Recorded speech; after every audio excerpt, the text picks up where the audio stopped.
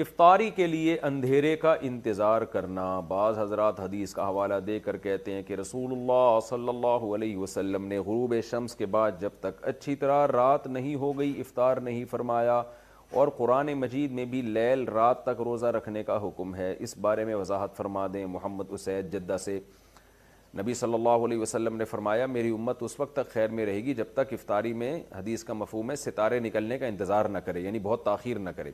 اور صحیح بخاری صحیح مسلم کی واضح حدیث موجود ہے کہ جب رات ظاہر ہو جائے اور سورج غروب ہو جائے تو اس وقت فقد افطر الصائم, روزے دار کے افطار کا وقت اس وقت آ جائے گا. تو اس سے پوری امت کا اجماع ہے, اہل سنت والجماعت کا, چاروں مکاتب فکر کا, حنفیہ, مالکیہ, شافعیہ, حنابلہ, ان چاروں مکاتب فکر کا اتفاق ہے کہ سورج کے غروب ہوتے ہی روزے کے افطار کا ٹائم ہو جاتا ہے. ہاں اس میں اتنی جلدی کرنا کہ آپ کو ابھی یقین ہی نہیں ہے کہ سورج غروب ہوا ہے, پھر یہ جائز نہیں ہے. جب 100% یقین ہو جائے کہ سورج غروب ہو گیا ہے تو اس وقت روزہ افطار کیا جائے. تو نبی صلی اللہ علیہ وسلم سے اگر تاخیر ثابت بھی ہے تو وہ تاخیر اس لیے کہ یقین ہو جائے کہ سورج واقعی غروب ہو چکا ہے. بعض دفعہ بادل آئے ہوئے ہوتے ہیں, صحیح یقین نہیں ہوتا کہ پتہ نہیں یہ بادلوں کی وجہ سے اندھیرا ہو رہا ہے یا سورج کے غروب ہونے کی وجہ سے اندھیرا ہو رہا ہے. تو اس لیے جب یقین ہو جائے تو سورج غروب ہوتے ہی ہمیں افطار کا حکم ہے, اور نبی صلی اللہ علیہ وسلم نے صحیح احادیث میں پھر افطار میں جلدی کا حکم دیا ہے, اس میں تاخیر کی اجازت نہیں دی ہے.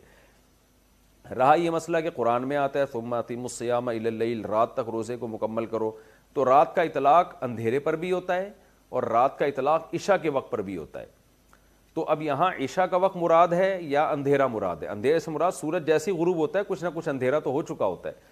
تو حدیث سے ہمیں پتہ چلتا ہے کہ یہاں رات سے مراد ہے کہ دن کی روشنی ختم ہو جائے, جو سورج کے غروب ہوتے ہوئے بہت حد تک ختم ہو چکی ہوتی ہے سورج کے غروب ہونے کے بعد.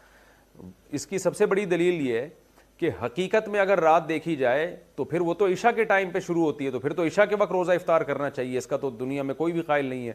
تو اس سے پتہ چلتا ہے کہ یہاں جو قرآن میں رات مراد ہے, رات سے مراد جب دن ختم ہو جائے, اور دن ختم ہوتا ہے سورج کے غروب ہوتے ہی, یہ ہمیں حدیث سے پتہ چلتا ہے. تو بعض چیزوں میں حدیث قرآن کی آیت کی تشریح کر دیتی ہے, تو اس لیے یہاں رات سے عشاء کا وقت مراد نہیں ہے بلکہ قرآن میں رات سے مراد ہے غروب آفتاب. مرکز دین و ایمان, مرکز دین و ایمان, مرکز دین و ایمان, مرکز دین و ایمان.